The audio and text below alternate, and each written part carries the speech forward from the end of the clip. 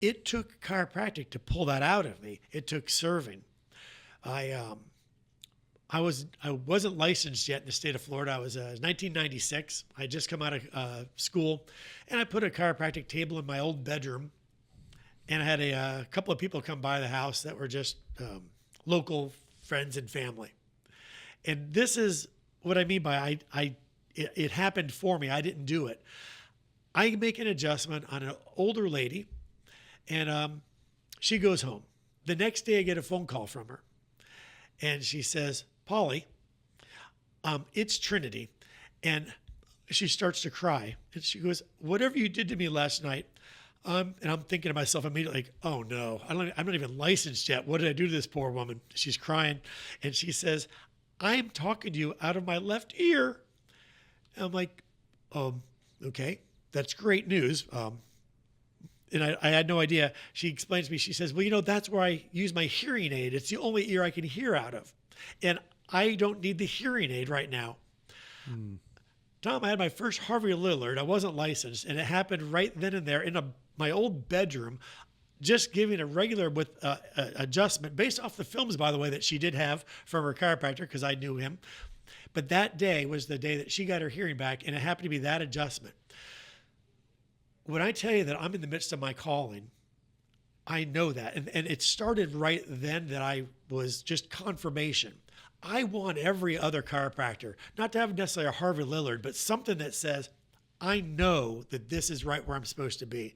When you walk with that confidence, you're walking just like in the movie, oh goodness, we have to, Harrison Ford in the Holy Grail, where he has to take a step of faith. Raiders of Lost Ark. Oh, yeah, Raiders of Lost Ark, or The third one. yeah, it's the third one anyway, he had to take that step of faith and walk out there. We're so far out there. It's like being Peter in the water. I am so far out in the water. It's not a faith anymore. It's an understanding of knowing and walking in belief. When belief becomes knowing, and knowing is where you live and you exist, that's where we as chiropractors we can be in our calling. We can be in our comfort zone, and then we're constantly uncomfortable, but we're comfortable being uncomfortable. I don't know how this is working around me. I can't tell you why the adjustment works the way that it does. I hear all these explanations. That's a bit over my pay rate. I failed biochemistry. I had to take it over.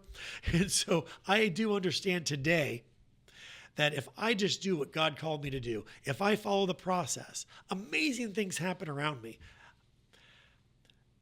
You get a chance every day to help pull that out of folks.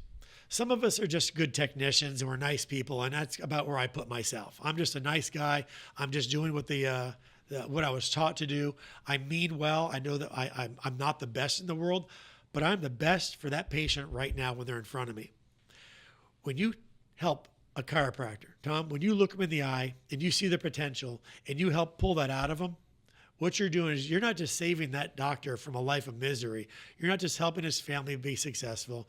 You're changing every life that they're going to touch and every life that touches. That's right. Imagine if you're taking care of a chiropractor who one day adjusts the next fiend, the next person who was going to be a mass murderer, but because that doctor was good enough to say the right thing, because they knew how to say it, when to say it, and to say it with intent, they make an adjustment.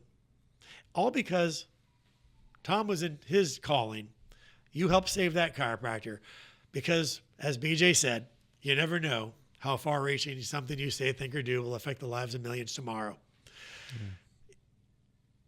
It's so overutilized, but yet it's never less powerful to say that. Every adjustment's never less powerful. I think it's important, before we wrap this episode up, to talk about that chiropractor of how do they find it. How do they find this? Granted, what I do, what you're talking about, me pulling the potential out, it is unpacking what's between your ears sometimes, but it's also business and systems and things of that nature. But that passion of what you've tuned into, like stepping out onto that faith. Once you know what you know, don't tell me what you believe. I get tired of people telling me what they believe. Tell me what you know. Because once you know it, it's that I can take that step. Sure. That's why I love just doing things that make sense. If it makes sense, and you and I might have different backgrounds and experiences and stuff, but if we're going to make a plan to move forward, well, let's analyze that step. Would that make sense to do the demographics? Let's say we're going to open a business in a certain location. Let's let the demographics and the numbers tell us that, and take all the things into consideration. We take that step. We can take that step confidently. Same thing becoming a chiropractor. Now, this is the Chiropractors podcast. Tom Owen and Aligned is going to be here long after Aligned should be here long after Tom Owen's gone. Why? Because it's not based on Tom Owen. It's based on principle. Everything that Aligned teaches is based on a principle. It's not based on my opinion or a scheme or a strategy. Same goes for chiropractic. If the principle of chiropractic dies, now we're in trouble, right? So these students are coming out, and you said something. It was like, you came out of school and you were, well, I'm not exactly sure what or how, but you tuned in. And that would be my thing, is that we would wrap this up is, look, I see it time and time and time again. I don't care what the background, I don't care what school they went to. Most of them now, in my opinion, I can't say that they're being trained to be chiropractors. Yes. They are being trained to pass a test.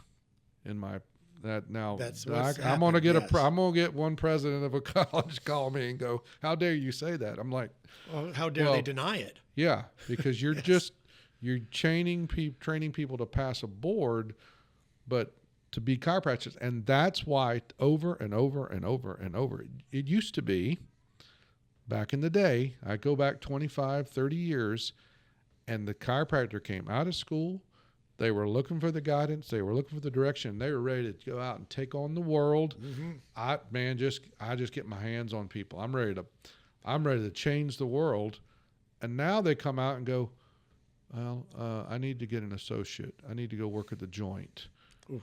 You know, and I'm not throwing the joint under the bus. I'm just saying they're coming back out with a different mindset of I'm not ready to take on the world, and they got this. They don't know how.